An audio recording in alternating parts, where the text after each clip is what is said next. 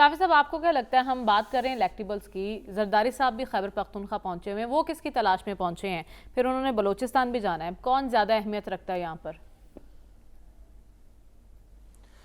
دیکھیں، جہاں تک الیکٹیبلز اور موریثی سیاست کا تعلق ہے تو اس میں سیاسی جماعتوں کو بھی ہم الزام دے سکتے ہیں، لیکن اس میں سب سے زیادہ قصور جو ہے وہ ہم عوام کا ہے۔ ہم عوام جو ہے وہ شاہ پرست ہے، اور ہم یہ سمجھتے ہیں،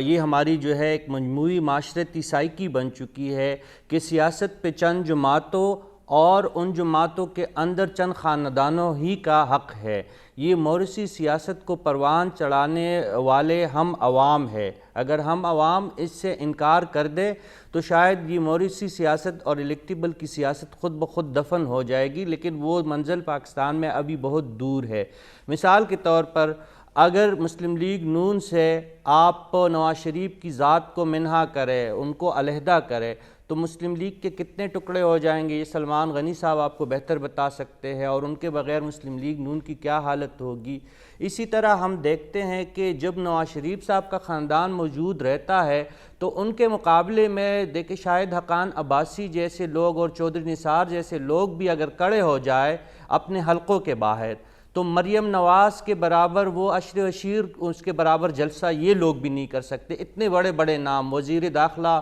چودھری نثار صاحب رہ چکے ہیں، پاکستانی سیاست کے محور رہ چکے ہیں، شاہد حقان عباسی صاحب پاکستان کے وزیر اعظم رہ چکے ہیں، لیکن عوام نے ان کی طرف نہیں جانا، عوام نے پھر بھی مریم نواز ہی کی طرف جانا ہے۔ پیپلز پارٹی کا بھی یہی حالت ہے، ان کا پیپلز پارٹی کی پوری سیاست بھٹو خاندان کے ارد گرد گھومتی ہے۔ آپ بلاول بھٹو زرداری کے مقابلے میں اعتزاز احسن کتنا بڑا نام ہے، وہ اگر کراچی میں یا لاہور میں ایک جانب بلاول کا جلسہ ہو، دوسری جانب اعتزاز احسن کا جلسہ ہو، تو آپ خود بتا سکتی ہے کہ کہاں پہ لوگ زیادہ جائیں گے۔ وہی موروثی سیاست کے امین کے سامنے لوگ تالیاں زیادہ ماریں گے۔ اسی طرح ابھی جو آج لطیف کوسہ صاحب جو پی ٹی آئی کو پیارے ہو گئے، ان کے اپنے حلقے میں بھی کوئی اوقات ہی نہیں ہوگی میرے خیال میں۔ اگر ان کے مقابلے میں پیپلز پارٹی کا بلاول بھٹو، تو کیا ان کا کوئی بھی خاندان کا کوئی بھی بندہ آئے گا تو ان کا مقابلہ یہ لطیف کوسہ صاحب نہیں کر سکتی۔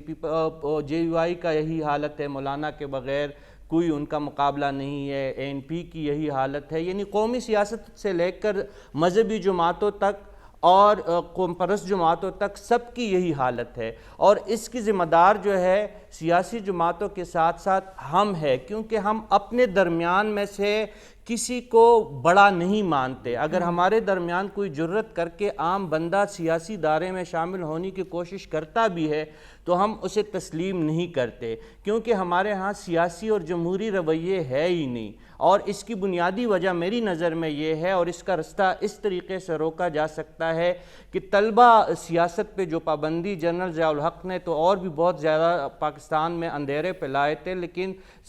تعلیمی اداروں سے 1984 پہ جب انہوں نے طلبہ سیاست اور طلبہ یونین پہ جو پابندی لگائی، اس کے بعد جو ہے ہمارے ہاں سیاسی جو سوچ ہے اور نئی سیاسی رہنما وہ پیدا ہونے کا سلسلہ رک گیا ہے، اور ہم صرف موروثی سیاست ہی کی طرف رجوع کرنے پہ مجبور ہے۔ طلبہ سیاست کی مثال شیخ رشید جیسے لوگ ہیں، طلبہ سیاست کی ایک